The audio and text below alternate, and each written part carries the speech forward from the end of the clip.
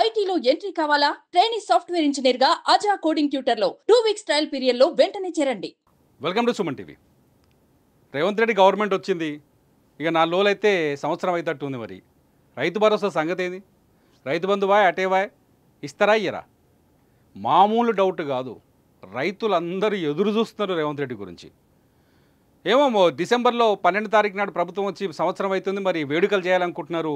రైతు బంధుతో చేస్తారా, రైతు బంధు లేకుండా చేస్తారా అనేది ఇప్పుడు ఆసక్తికరంగా మారింది. రైతు భరోసా ఇస్తారా ఇయ్యరా?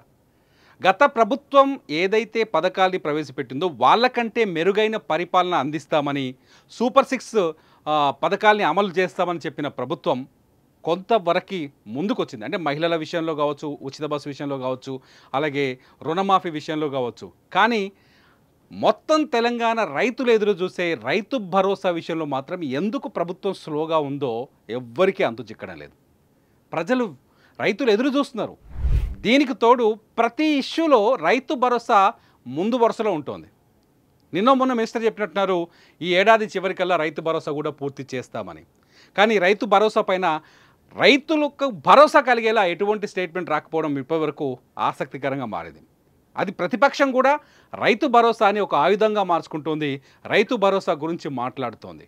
సో ఇప్పటికీ క్లారిటీ ఇస్తారా లేదా అనేది పెద్ద క్వశ్చన్గా మారింది. ఇది రెండో పంట. ఇంకో విషయం ఏంటంటే, సంవత్సరానికి 2 సార్లు వేస్తారు రైతు భరోసా. ఎకరానికి 15,000 వేస్తామని చెప్పారు.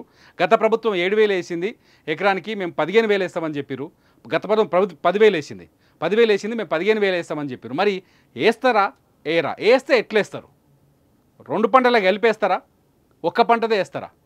మొన్న మంత్రి తుమ్మల నాగేశ్వరరావు మాట్లాడుతూ క్యాబినెట్ సబ్ కమిటీ వర్క్ చేస్తుంది దీనిపైన. క్యాబినెట్ సబ్ కమిటీ నివేదిక ఇచ్చిన వెంటనే రైతు భరోసాని అమల్లోకి తీసుకొస్తాము, ఇది అసెంబ్లీలో పెట్టి చెప్తామని చెప్తున్నారు.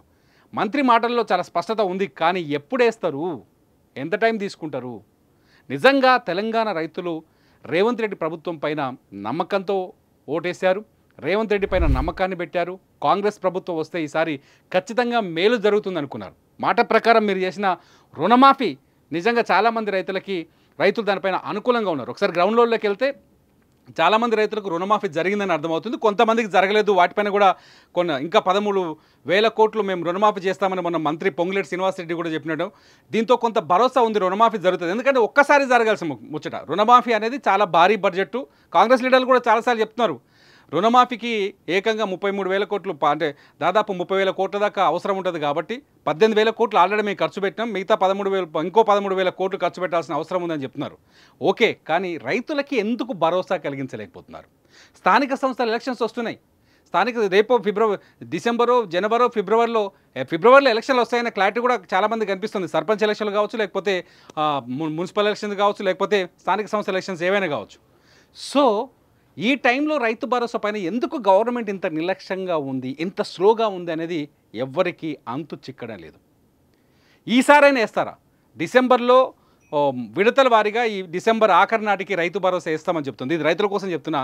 డిసెంబర్ ఆఖరి నాటికి రైతు భరోసాని వేస్తామని గవర్నమెంట్ చెప్తోంది. గవర్నమెంట్లో ఉన్న అధికారుల నుంచి సమాచారం అందుతోంది. కానీ ఎందుకు ముఖ్యమంత్రి లేకపోతే వ్యవసాయ మంత్రులు స్పష్టంగా దీనిపైన మాట్లాడలేకపోతున్నారు? ఎందుకంటే తెలంగాణలో రైతు బంధు అనేది ఒక ఎమోషన్ అయింది. గతంతో పోలిస్తే కేసీఆర్ అధికారంలోకి వచ్చిన తర్వాత, ప్రత్యేక రాష్ట్రం ఏర్పడిన తర్వాత, అధికారంలోకి వచ్చిన తర్వాత ఆయన ఏ మేనిఫెస్టోలో చెప్పకుండానే రైతు బంధుని తీసుకొచ్చారు. నిజంగా ఇక్కడ కేసీఆర్ని గుర్తు చేసుకోవాల్సిన అవసరం ఉంది. రైతు బంధుని తీసుకొచ్చారు.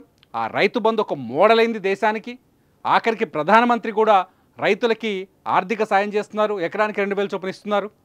అక్కడ కేంద్రం కూడా ఈ పథకాన్ని అమలు చేసే స్థాయికి వెళ్ళింది. అటువంటి ఇంపార్టెంట్ పథకాన్ని ఎందుకు లైట్ తీసుకుంటుంది రేవంత్ రెడ్డి ప్రభుత్వం? చాలామంది రైతుల్లో ఒక డౌట్ అయితే ఉంది. ఇది గ్రౌండ్ లెవెల్ రిపోర్టు. ప్రభుత్వం దీన్ని వద్దనుకుంటుందా, వదిలేయాలనుకుంటుందా, లేకపోతే ఎందుకు టైం తీసుకుంటుంది అనేది అర్థం కావట్లేదు. దీనిపైన కాంగ్రెస్ లీడరు మాట్లాడలేదు, కాంగ్రెస్ నాయకులు మాట్లాడలేదు. చాలా చోట్ల గ్రామాల్లోకి వెళ్తే కాంగ్రెస్ నాయకులు నిలదీస్తున్నారు, ఆ వీడియోలు కనపడుతున్నాయి మనకు. ఇది కొంత ప్రభుత్వం పైన ఆలోచన, అంటే ప్రభుత్వం పైన విమర్శల్ని పెంచే విధంగా, ప్రభుత్వం పైన కొంత అసహనాన్ని పెంచే విధంగా రైతు భరోసా అనేది మారుతోంది. ఇప్పటికైనా గవర్నమెంట్ గమనించి, ఎందుకంటే చాలా చోట్ల ధాన్యం కొనుగోలు విషయంలో కూడా అది స్పష్టంగా కనిపిస్తుంది. రైతులు కళ్ళాల్లో ఇంకా ఎదురు చూస్తున్నారు. చాలా చోట్ల రైతులు గడిచిన 2 నెలలుగా ధాన్యం కొనుగోళ్ల కోసం ఎదురు చూస్తున్నారు. రైతుల విషయంలో నిర్లక్ష్యంగా ఉంటే అది ప్రభుత్వానికి కొంత ఇబ్బందికర పరిణామం అవుతుంది. రేవంత్ రెడ్డి స్పీడ్ చాలా బాగుంది. నిజం చెప్పాలంటే ప్రజల్లోకి వెళ్తే చాలా బాగా చేస్తున్నాడు, ఆలోచనలు చాలా బాగున్నాయి. ఏది చేసినా భవిష్యత్తును ఆలోచన చేస్తున్నారు, ప్రజలకి ఏది ఉపయోగపడాలో అది చేస్తున్నారు. వ్యక్తిగత ప్రయోజనాలకు గతంలో ఉన్న విధానంగా కొంత స్వార్థ ప్రయోజనం ఎక్కడ కనిపించట్లేదు, జనం కోసమే పనిచేస్తున్నాడని. కానీ ఇటువంటి విషయాల్లో కొంత గవర్నమెంట్ ఆలోచించి ముందుకెళ్తే బాగుంటుంది అనేది ఒక ఒపీనియన్గా తెలుస్తుంది. రాజకీయ వర్గాలు కూడా ఈ చర్చ జరుగుతుంది, మీ ఎమ్మెల్యేలు కూడా మాట్లాడుతున్నారు. నేను చాలామంది ఎమ్మెల్యేలతో మాట్లాడినా 1 year మీద ఏమైనా చేద్దామా అంటే కొంత వ్యతిరేకత కనిపిస్తుంది కదా తమ్మి అంటున్నారు. అదేందో మీ ఎమ్మెల్యేలు, కాంగ్రెస్ ఎమ్మెల్యేలు మాట్లాడుతున్నారు. సో ఇటువంటి పరిణామాన్ని జయించాల్సిన అవసరం ఇప్పుడు రేవంత్ రెడ్డి మీద ఉంది. ఆల్రెడీ ఇవాళ కిషన్ రెడ్డి మాట్లాడారు. కిషన్ రెడ్డి చాలా స్పష్టంగా చెప్తున్నారు, రైతుల విషయంలో ప్రభుత్వం నిర్లక్ష్యంగా ఉందని, తెలంగాణ బీజేపీ అధ్యక్షులు. సో ఆల్రెడీ బీఆర్ఎస్ యుద్ధమే చేస్తోంది. సో ఇటువంటి పరిస్థితుల్లో ప్రభుత్వం ఏం చేయబోతుంది అనేది ఇప్పుడు ఇంట్రెస్టింగ్గా మారింది. మీరేమనుకుంటున్నారు? ప్రభుత్వం రైతు భరోసా పైన వేగంగా ముందుకు వస్తుందా, లేకపోతే ఇంకొంచెం టైం తీసుకునే అవకాశం కనిపిస్తుందా? రైతుల మనసులో ఉన్న భావాలేంటి? రైతులుగా మీరేం మాట్లాడతారు? రైతులుగా మీరేం చెప్తున్నారు? మీ అభిప్రాయాలను ఈ వీడియో కింద కామెంట్ చేయండి. ఈ కామెంట్స్ పైన ఖచ్చితంగా నేను ఒక వీడియో చేస్తాను. చూస్తూనే ఉండండి సుమన్ టీవీ.